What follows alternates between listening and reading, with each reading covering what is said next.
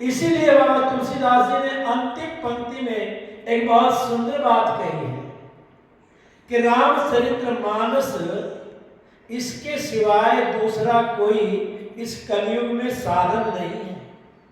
कलयुग में यदि एकमात्र साधन है, क्योंकि वेद पढ़ने ही नहीं आते, वेदों की भाषा ही ऐसी लिखी हुई है, उसमें स्वर की विधि जो है लगाई हुई है, तो स्वर से हमें ज्ञान ही नहीं होता कि कैसे स्वर लगना है। वेद पढ़ना मुश्किल और पढ़ा भी जाए तो समझना मुश्किल, क्योंकि वेद की व्याख्या करने में श्रीमद् भागवत के मंगलाचरण में ही कहा है कि वेद की व्याख्या करने में बड़े बड़े विद्वान भी चक्कर में पड़ जाते हैं, क्योंकि वेद के एक शब्द से अनेकों अर्थ निकलते हैं। इसलिए वेद समझना मुश्किल, कलयुग में बुद्धि नहीं है इतनी हमारी। दूसरा, पुराणों के पढ़ने का समय हमारे पास नहीं है।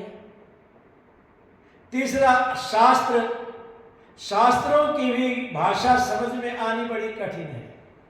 एक ही शास्त्र में 2-3 तरह की बातें कही गई हैं, तो किसका निर्णय लें ऐसा समझना मुश्किल। इसलिए बाबा तुलसी जी ने अंतिम चौपाइयों में क्या कहा, आखिरी चौपाई में कहते हैं कि एही कलिकाल न साधन दूजा, कलयुग में इसके बराबर दूसरा कोई और साधन नहीं है। यही कलिकाल न साधन दूजा, इसके बिना दूसरा कोई साधन नहीं। क्यों? बोले जोग जाप जप तप व्रत पूजा, ना तो हमारे अंदर योग रहा। अब ये योगा करते नहीं, ये योगा नहीं है, ये आसन है। योग की विधि गीता में दी गई है और वो भी बड़ी कठिन है समझ में आनी। श्रीमद् भागवत में सुखदेव जी ने थोड़ा विस्तार से उसको योग को बताया है। कहते हैं कि राजन जितासन, सबसे पहले राजा परीक्षित को कथा सुनाते हुए कहते हैं जितासन जित श्वासो जितेंद्रिय, सबसे पहले आसन को जीतो, एक आसन पर बैठना। ये योगा जो कर रहे हैं ये एक आसन कर रहे हैं, एक आसन पर बैठने का जो है अभ्यास करो। उसके बाद श्वास को जीतो, बार बार श्वास ना आए, श्वास की गति धीमी हो। हमारे ऋषि मुनियों की लंबी आयु क्यों होती थी? हजारों वर्ष वो तप करते थे, लाखों वर्षों में उनकी आयु होती थी। कारण क्या था? केवल श्वास की गति का। जब वो प्राणायाम करके श्वास खींच लेते थे, समाधि में बैठ जाते थे, श्वास चलता ही नहीं था। अब ये तो आम सी कहावत है ना, मोटी सी भाषा में कह देते हैं जितने श्वास हैं उतने तो लेने पड़ेंगे। अब जब श्वास खत्म हो गई तो किसी की ताकत नहीं कि कोई उसमें श्वास डाल सके। जिंदगी तो श्वासों के ऊपर है ना, तो इसलिए जीवन चलता था, लाखों वर्ष तक श्वास नहीं लेते थे, हजारों वर्षों तक वो योग होता था। श्वास को खींचो पहले प्राणायाम करके, फिर अपने एडी के ऊपर बैठ जाओ, एडी के ऊपर पूरा जोर लगा करके बैठो, एडी के नीचे, एडी को नीचे दबा करके फिर प्राणायाम करके श्वास को खींचो, तो जो है योग बनता था। इसलिए महाराज बाबा तुलसी जी कहते हैं ना जोग यज्ञ नहीं हो सकते। पहले राजा महाराजा लोग यज्ञ करते थे, प्रजा उसमें सहयोग करती थी तो प्रजा को भी फल मिलता था। अब राजा तो रहे नहीं, अब तो मंत्री संतरी बन गए सब। इसलिए योग जग नहीं रहे। जप की विधि ही नहीं मालूम किस प्रकार से होनी चाहिए।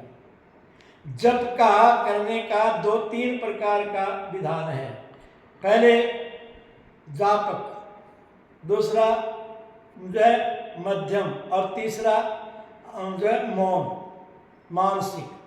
मानसिक जप में ना जीभ हिलती है ना होठ हिलते हैं, इसको मानसिक जप कहते हैं। और इसी प्रकार से थोड़ी थोड़ी जीभ जो है अंदर हिले, आवाज ना निकले, दूसरी विधि है। और तीसरी होठ हिले पर आवाज इतनी ही निकले जितनी कि अपने ही कान को सुनाई दे, बराबर में बैठे हुए को सुनाई ना दे।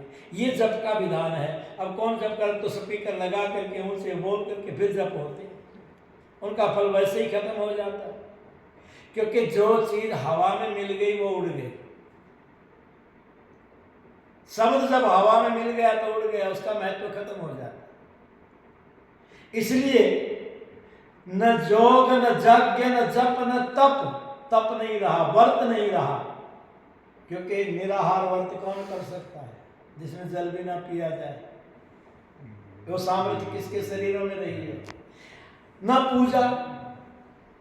पूजा में भी विधान नहीं रहे। सब प्रकार से क्या ज्यादा कहने की बात, इसलिए कहते हैं यही करि कालन साधन दूजा, जोग यज्ञ जप तप व्रत पूजा।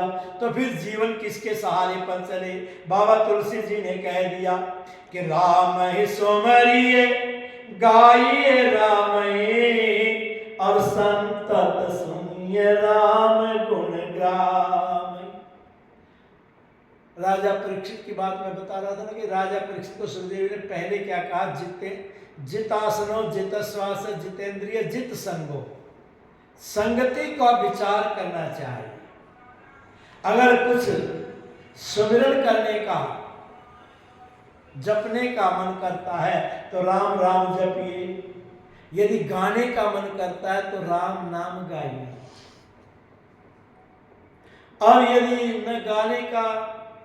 न गाना आता है न सुमिरन करना आता है तो बोले फिर सज्जन पुरुषों के पास, संतों के, महापुरुषों के पास बैठ करके राम जी के गुणों को सुनिए, संतत सुनिए राम गुण ग्रामई, राम जी की महिमा को सुन लीजिए। क्यों चिंता करते हो? अपने मन